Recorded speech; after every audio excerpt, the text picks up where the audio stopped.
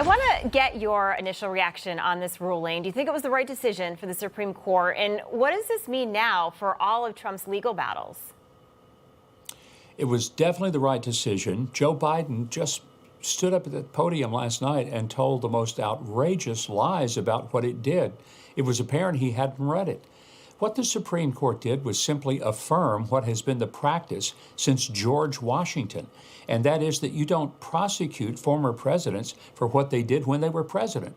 If so, we'll go back and go after Barack Obama for killing a person with a drone strike who was a U.S. citizen.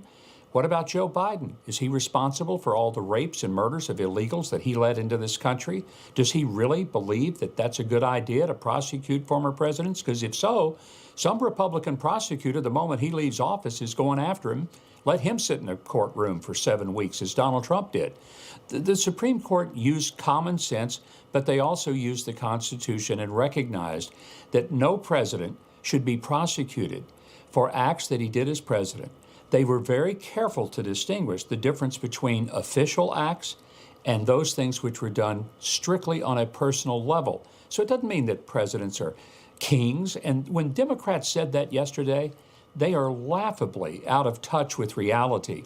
It was a political stunt on their part. It's disgraceful.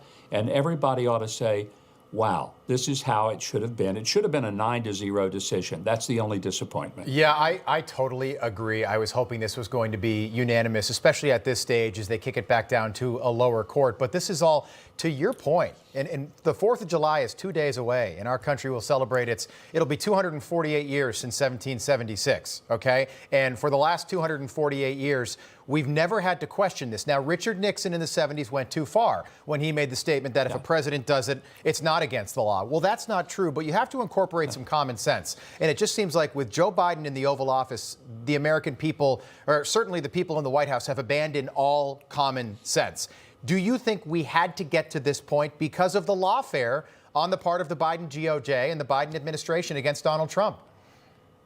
Rob, absolutely. There was no reason that this case should have ever even gone to the court, and it wouldn't have, except that the Democrats and Joe Biden's Justice Department, or I should say Injustice Department, decided that the best way to defeat Donald Trump is not at the ballot box, but is take him to the courtroom and make him go through repeated, time after time after time, these ridiculous charges that are nothing more than a weaponization of our justice system. It's a disgrace to the country, to the Constitution, and to elected officials.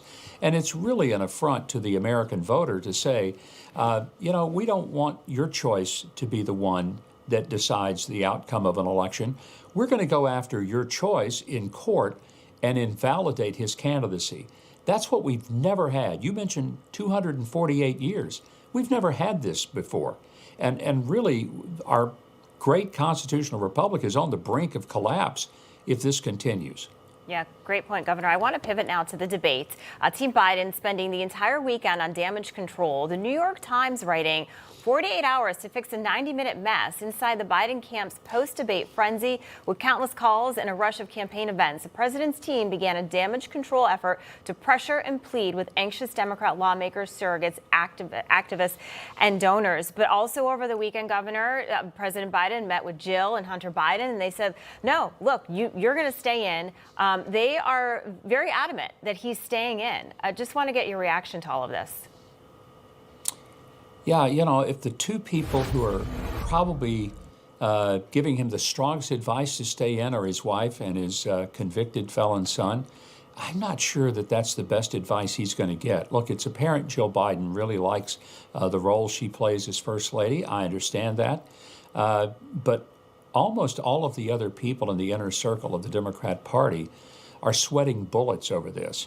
Here's the problem. If Joe were to say, I'm out, the only person who can take the money that has been raised for the candidacy is Kamala Harris, because the Democrat rules are that you can't transfer it to another candidate other than the person who is the designated nominee for vice president.